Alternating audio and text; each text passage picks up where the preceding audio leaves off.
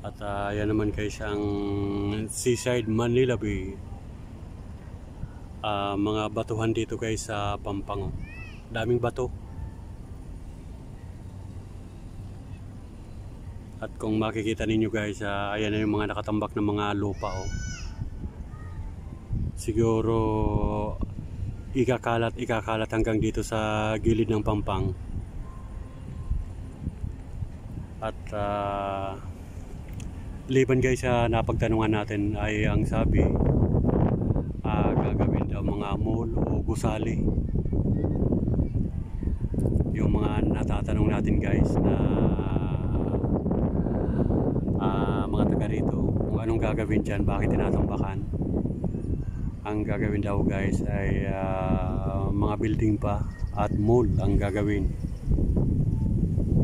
Pero abangan na lang natin guys, siguro lagi naman natin mababalikan ito para masubaybayan natin kung anong gagawin dito sa lupa na itinambak dito sa may dagat.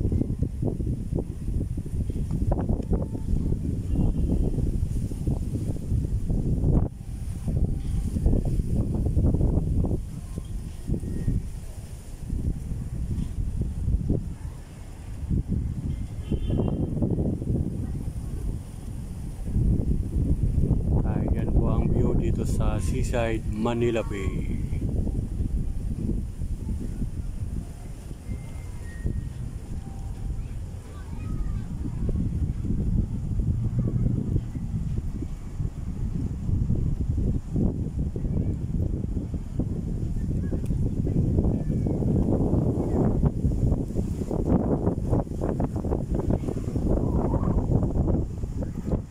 Napakalakas ng hangin dito guys.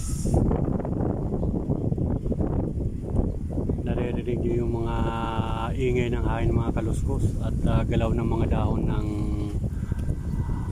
puno ng niyog. Ayan, mga puno ng niyog ito guys, mga mababa nga lang.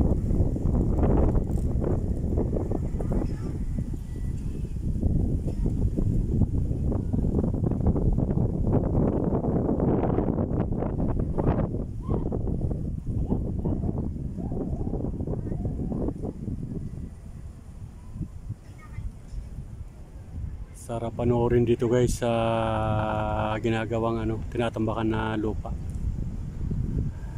Daming mga naglalagay ng mga buhangin, mga lupa na itinatambak.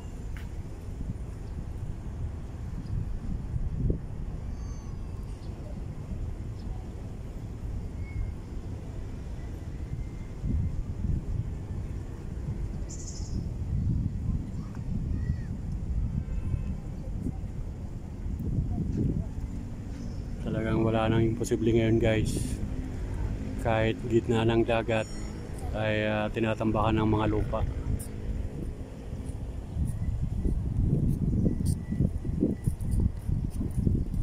Ayan.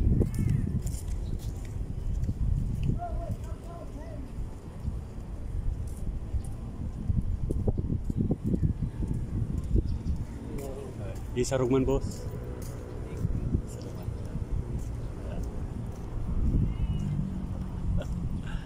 Ayan guys, wala tayong ibang mapuntahan guys kapag rest day natin ay napunta tayo guys dito sa Mall of Asia. At pag kwan naman ay nauwi tayo ng Calamba, Laguna. At yung nagpapahanap pala sa atin ay pupunta natin baka ngayong week na to yung sa Casa, para makuhanan din natin guys ng video yung kanyang bahay.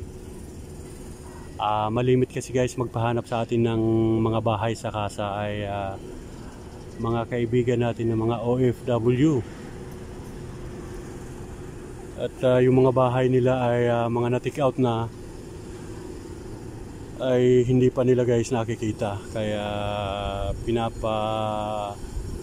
puntahan sa atin guys. Nakikita kasi guys sa mga vlog natin na marami na tayong mga hinahanap na bahay. At syempre nagpapasalamat tayo guys dahil pinagkakatiwalaan tayo. Ayan.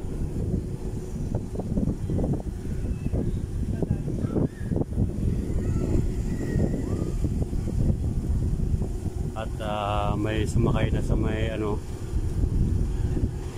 tura-tura. May sumakay na sa tura-tura. Ito pala guys yung bayad dito sa Drop Tower. Ito yung pinaka-ticket nila. Ayan.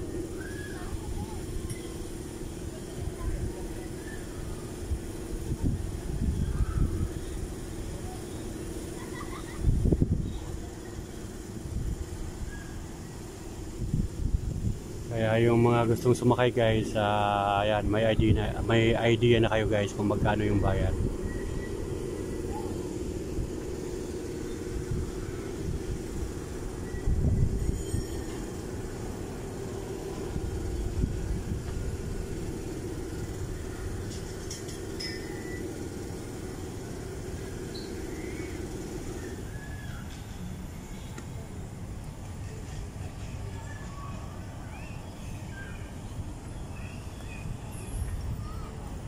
Wala pang ganong ano guys, mga tao, kaya yung Drop Tower ay naka-standby muna.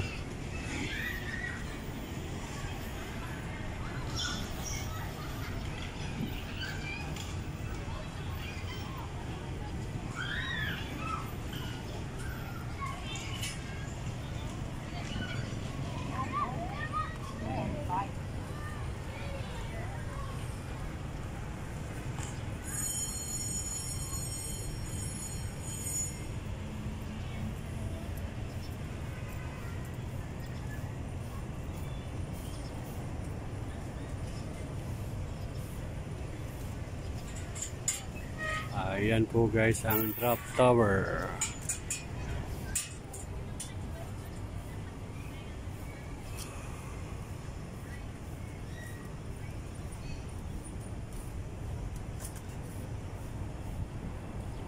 Wala pang katao-tao dito guys, kaya wala pang nasakay.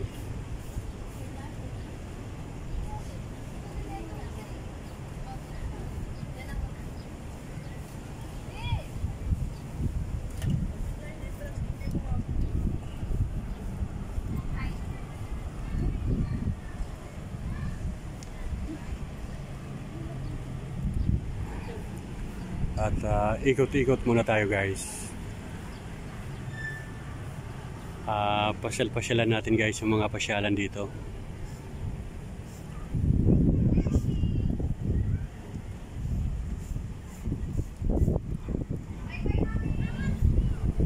Ayan, ito naman sa Bumblebee. Ayan, Bubuyog, si Bubuyog. Ayan.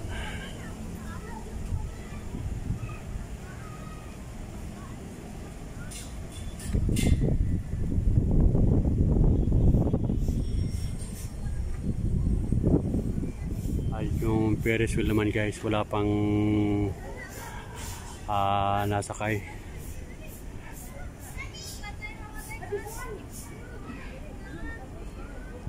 Ayan, wala pang mga gaano sasakay guys. At ito may dalawa ng kwan nakaupo sa Drop Tower.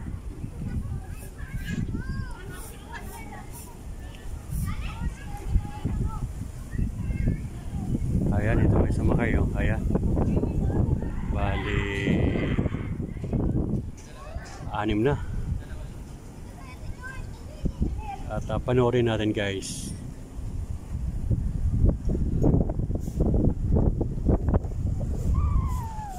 At minsan yung camera natin guys nalabo, minsan natatapat kasi guys sa sikat ng araw, kaya natatalo ng yung liwanag ng kuwan natin, camera, nasisilaw ng araw kaya nalabo.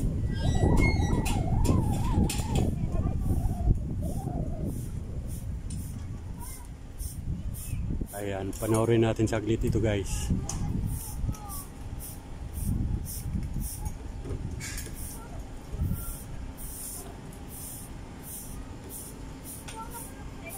At mamaya ay may maghihiyaw na naman yan guys pag gumana na yung drop tower. Mayroong mapapasigaw. Ayan, ayan na. Kahit hindi pa puno guys ay gumana na.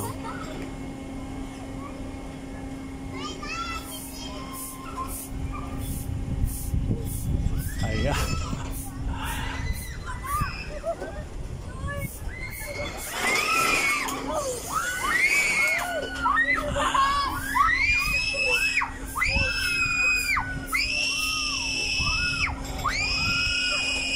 Ayun nga, sabi na guys.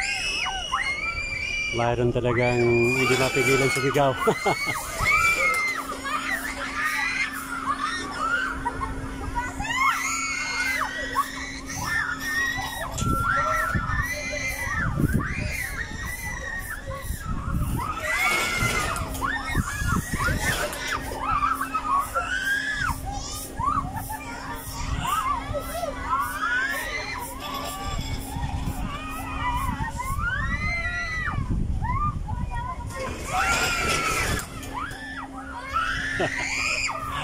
Ayan mga kaisarog, nakakatawa guys. At kahit sino siguro sumakay guys ay hindi mo mapigilang sumigaw.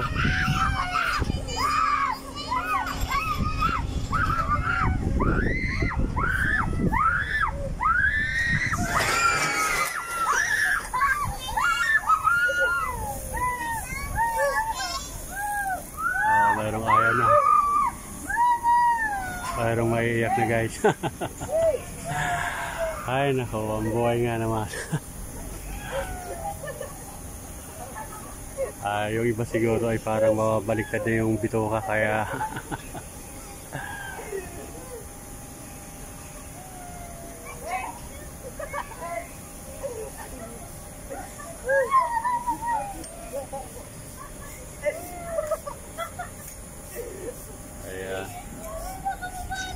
napapatawa si ma'am. Siguro isa yung anak niya sumakay sa drop tower.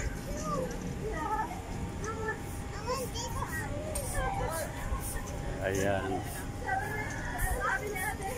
Ayun, anak nga. Anak nga yung sumigaw.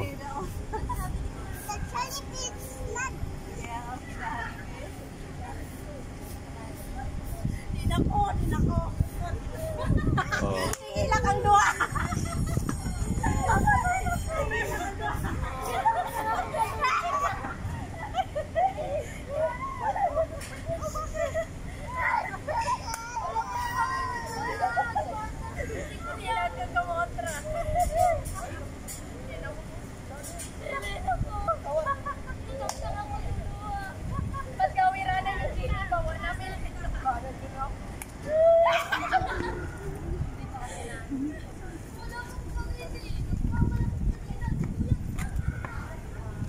Ayan guys.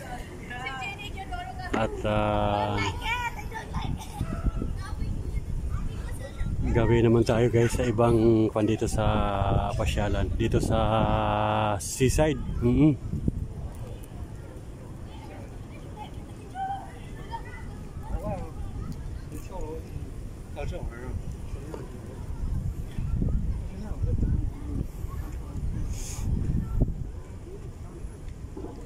Yeah. Ito yung si ma'am. Shout out. Ganda dito guys sa gilid ng bay. Ayan o.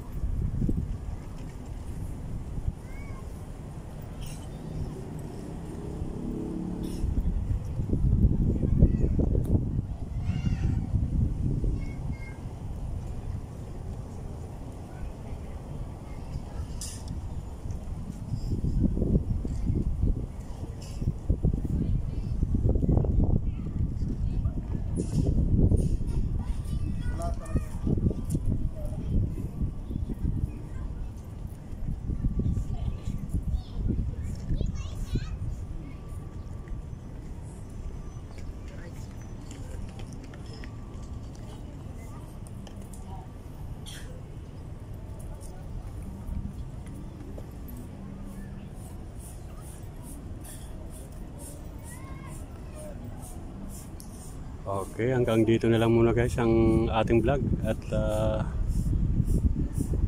thank you so much guys for watching.